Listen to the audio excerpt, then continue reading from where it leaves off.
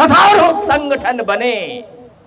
सैकड़ों राजनीतिक दल बने, लेकिन बात नहीं कही गई, बात नहीं सुनी। जैसे शाम के 8 बजते हैं, 2 पैक अंदर समाज का लौंडा सिकंदर महाकारुणिक तथागत भगवान गौतम बुद्ध जी के चरणों में नमन करते हुए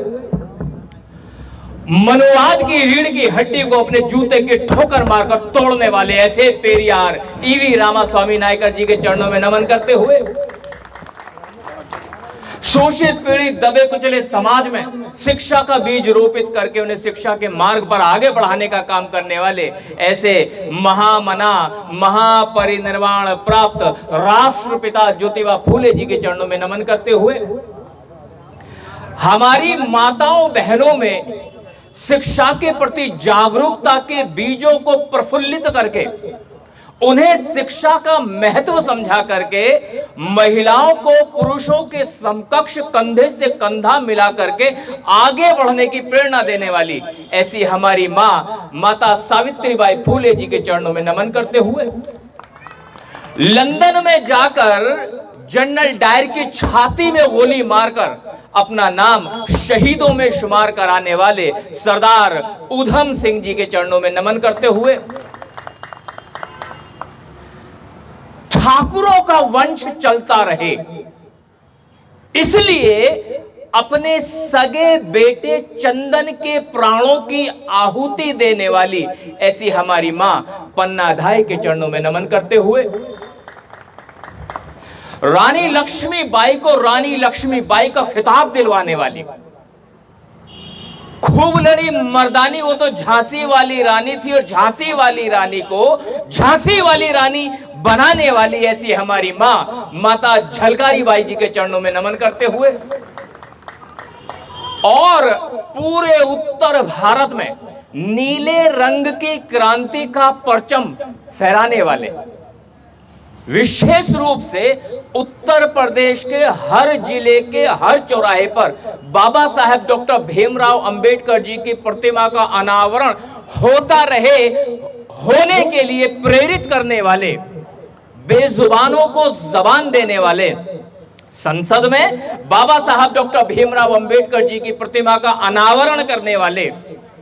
गाजियाबाद जिले का निर्माण करने वाले, बैंकों का राष्ट्रीयकरण हो उसके लिए आंदोलन करने वाले, जो कहते थे कि जो वो भूमिहीन है उसे भूमि दो भले ही बंजर क्यों ना हो, जो कहते थे जो भूखा है उसे रोटी दो भले ही सूखी क्यों ना हो, ऐसे महापरिनिर्वाण प्राप्त बोधि सत्व बुद्ध प्रिय मौर्य जी के चरणों में नमन करते हुए हजारों जातियों में बटे हुए समाज को तेली तमोली खटीक धीमर चूड़े चमार अहीर महार लुहार कुर्मी पासी हजारों जातियों में बटे हुए समाज को बहुजन समाज नाम की माला में फूलों की तरह सहेज कर रखने का काम करने वाले ऐसे महामना महापरिनिर्वाण प्राप्त मान्यवर साहेब काशीराम जी के चरणों में नमन करते हुए पूरे विश्व को विश्व का सबसे बड़ा लिखित संविधान देने वाले, पूरे विश्व को विश्व का सबसे बड़ा लोकतंत्र देने वाले, पूरे विश्व को विश्व का सबसे बड़ा गणतंत्र देने वाले, वो महिलाएं जो नौकरियों में हैं उनके लिए प्रसूति अवकाश की व्यवस्था करवाने वाले, वो लोग जो नौकरी ढूंढ रहे हैं उनको सरकारी नौकरी मिल सके उनके लिए रोजगार कार्यालयों का निर्माण करने वाले, वो लोग रोजगार कर रहे हैं सरकारी नौकरी कर रहे हैं, जब रिटायर हो जाएंगे तो रिटायर होने के बाद एक छोटी सी आमदनी चलती रहे पेंशन की व्यवस्था करवाने वाले, और अगर रिटायरमेंट के बाद छोटा मोटा कोई व्यापार करना हो तो उसके लिए एक मुश्त राशि होनी चाहिए, उसके लिए भविष्य निधि की व्यवस्था करवाने वाले, रिहंद बांध और विभिन्न प्रकार के बांधों की संकल्पना करने वाले, भारत की आर्थिक रीढ़ की हड्डी का निर्माण करने वाले, उस समय अंग्रेजों को इंपीरियल बैंक बनाने की सलाह दी, जिस पर आधारित आज का रिजर्व बैंक ऑफ इंडिया बना है। इसलिए कह रहा हूं, भारत की आर्थिक रीढ़ की हड्डी का निर्माण करने वाले, भारत की करेंसी की संकल्पनाएं करने वाले इतना महामानव, इतना बड़ा विद्वान, जिसने कहा कि 3 तरह की पत्र मुद्रा हो सकती है। प्रादिष्ट पत्र मुद्रा, अगर 100 रुपए का नोट छापना है तो 100 रुपए के नोट के बराबर का सोना रिजर्व बैंक में रखा जाना चाहिए। परिवर्तनशील पत्र मुद्रा, अगर 100 रुपए का नोट छापना है तो 100 रुपए के नोट में 50 रुपए की कीमत का सोना रिजर्व में हो और 50 रुपए की सरकारी गारंटी चलेगी। अपरिवर्तनशील पत्र मुद्रा कि अगर तुम्हारे पास सोना नहीं भी है और भारत की सरकार चाहती है कि reserve bank of India note छापे, तो अपरिवर्तनशील पत्र मुद्रा छापी जा सकती है, जिसके लिए सोना रखने की आवश्यकता नहीं है। केवल और केवल नोट पर लिख दिया जाए, मैं धारक को 100 रुपए अदा करने का वचन देता हूं, और नीचे गवर्नर के सिग्नेचर। इतनी बड़ी संकल्पना करके भारत की आर्थिक रीढ़ की हड्डी का निर्माण करने वाले the symbol of knowledge Bodhisattva Baba Saheb doctor Bhimrao Ambedkar ji के चरणों में नमन करते हुए मेरे शब्द कम पड़ जाते हैं कि उस महामानव की शान में ऐसा क्या कह दूं, ऐसे कौन से शब्द कह दूं कि उनकी शान को और बढ़ाया जा सके। शब्द कम पड़ जाते हैं। मंच आसीन समस्त विद्वान गण, अतिथिगण, आपको मेरा क्रांतिकारी जय भीम। और दर्शक दीर्घा में आए हुए मेरी माताएं, बहनें, मेरे युवा साथी, बुजुर्ग साथी, आप सभी को मेरा क्रांतिकारी जय भीम। कितना मरा हुआ जय भीम निकल रहा है ना?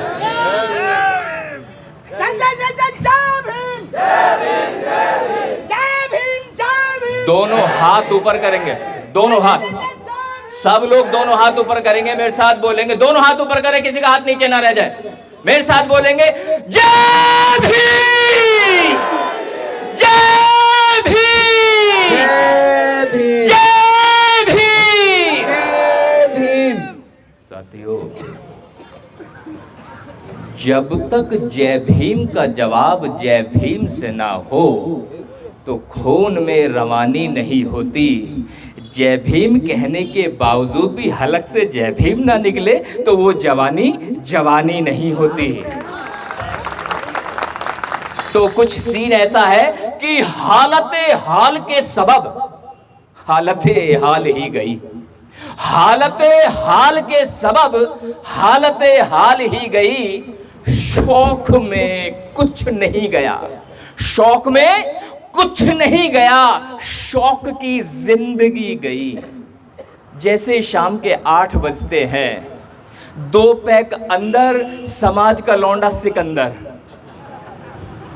और ये कड़वा सत्य बोल रहा हूं मैंने अपनी आंखों से देखा है मेरे समाज के बेटे को, मेरे समाज के बेटे को मैंने देखा शराब पी के अपने बाप का मुंह पीटते हुए। तो इसलिए कह रहा हूं, हालते हाल के सबब हालते हाल ही गई। शौक में कुछ नहीं गया, शौक की जिंदगी गई। बस एक हादसा ही तो है, बस एक हादसा ही तो है, और वो ये, बस एक हादसा ही तो है, और वो ये कि बात नहीं कही गई, बात नहीं सुनी गई। हजारों संगठन बने,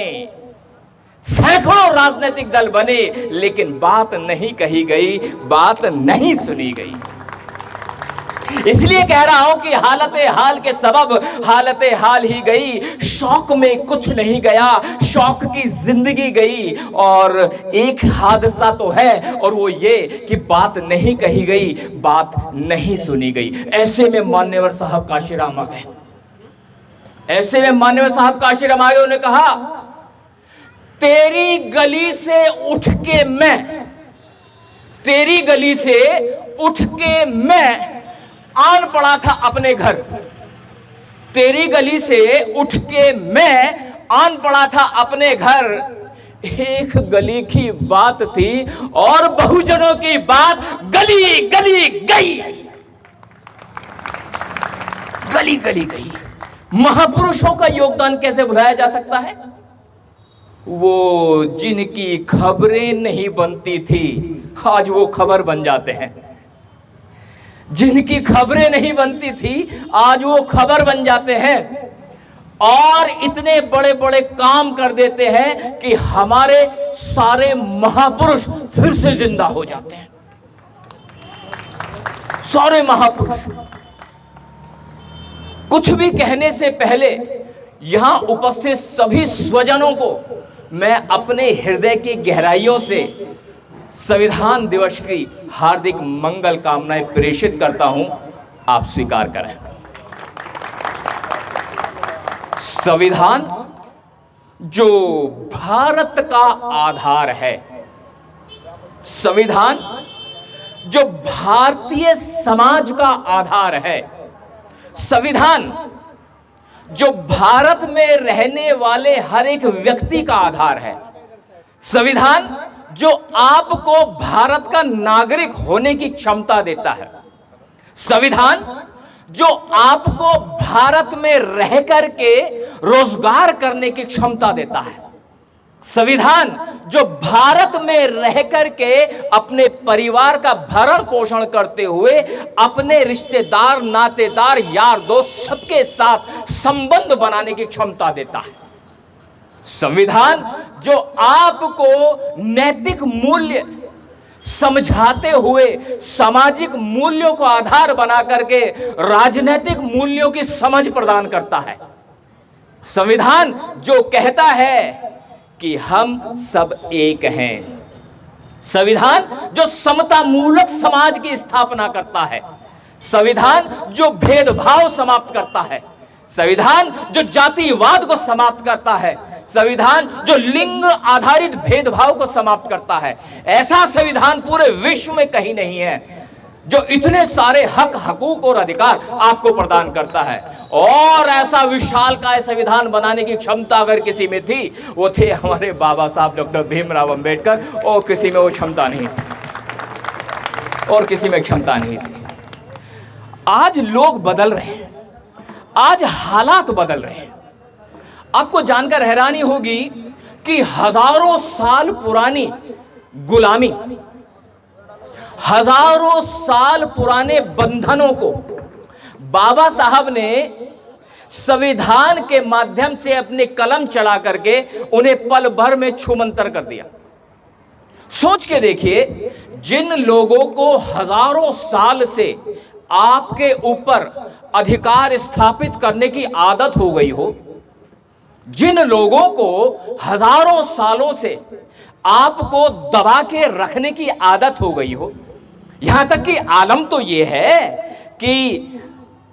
आपके बुजुर्ग मेरे बुजुर्गों से बेगार कराया जाता था, और जब वो शाम को खेतों से काम करके आता था तो उससे कहते रहो दगड़ू अपनी लुगाइयां भेज दीजिए कोठी पे, और दगड़ू की औकात नहीं होती थी कि अपनी घरवाली को ना भेजे, हिस्सा था।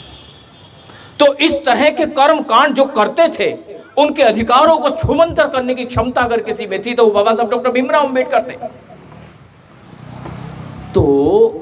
जिन लोगों की आदत हजारों सालों से खराब हो रखी थी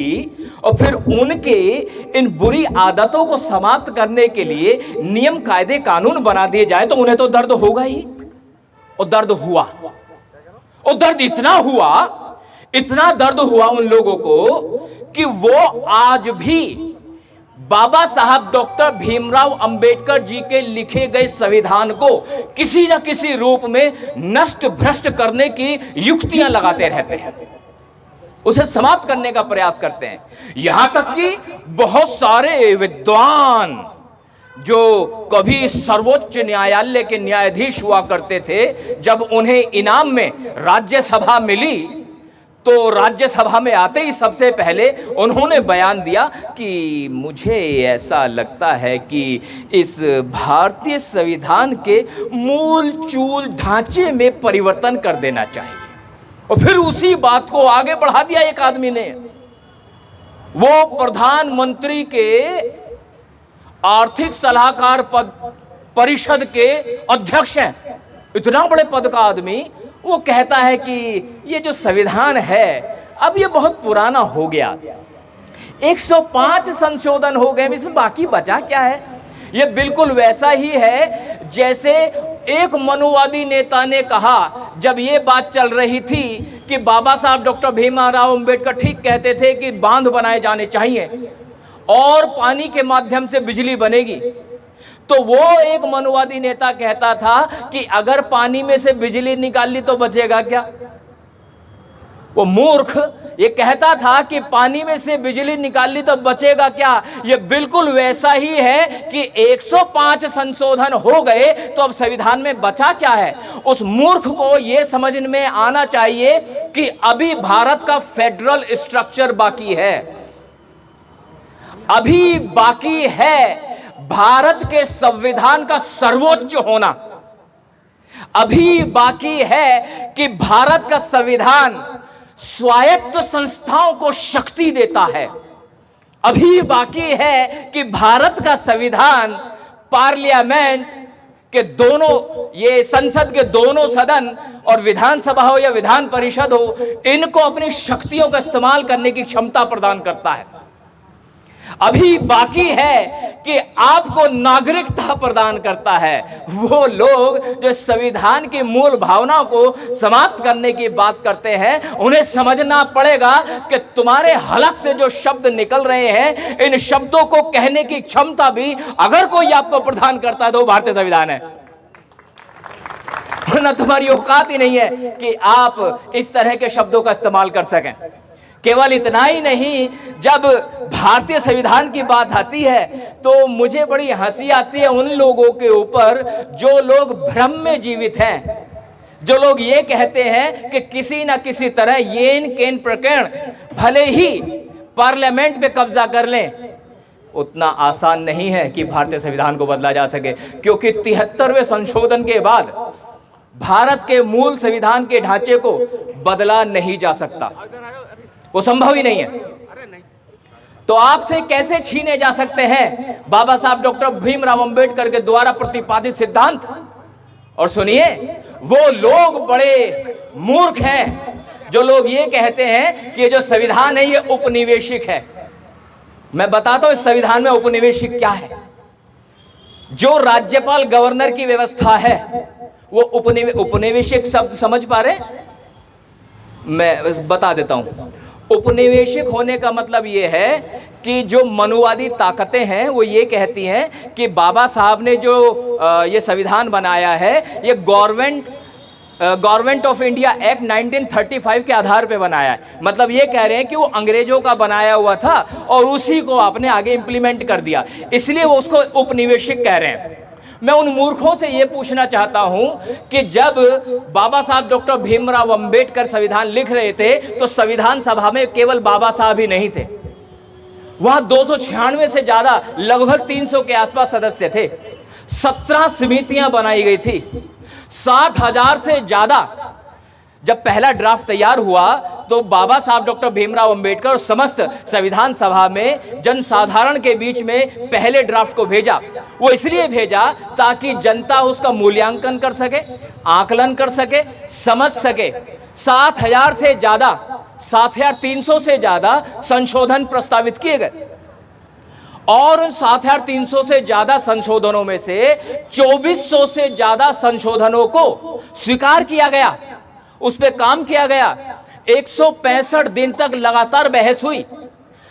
जिसमें लगभग 11 सत्र थे जो 165 दिन तक चला था। तो मैं ये कहना चाह रहा हूं कि जब इतने सारे लोग मिलकर के बाबा साहब डॉक्टर भीमराव अंबेडकर के नेतृत्व में संविधान को बना रहे थे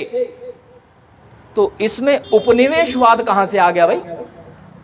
ये तो समाज के सामने जो है दस्तावेज पेश किया गया था, और केवल एक बार नहीं, पहला ड्राफ्ट बनाया तो समाज के बीच में भेजा, फिर दूसरा बनाया तो समाज के बीच में भेजा, और जब तीसरा और फाइनल ड्राफ्ट बनाया तो 26 नवंबर 1949 को बाबा साहब डॉक्टर भीमराव अंबेडकर जी ने डॉक्टर राजेंद्र प्रसाद के हाथ में यह संविधान दिया और समस्त सदस्यों ने सिग्नेचर किए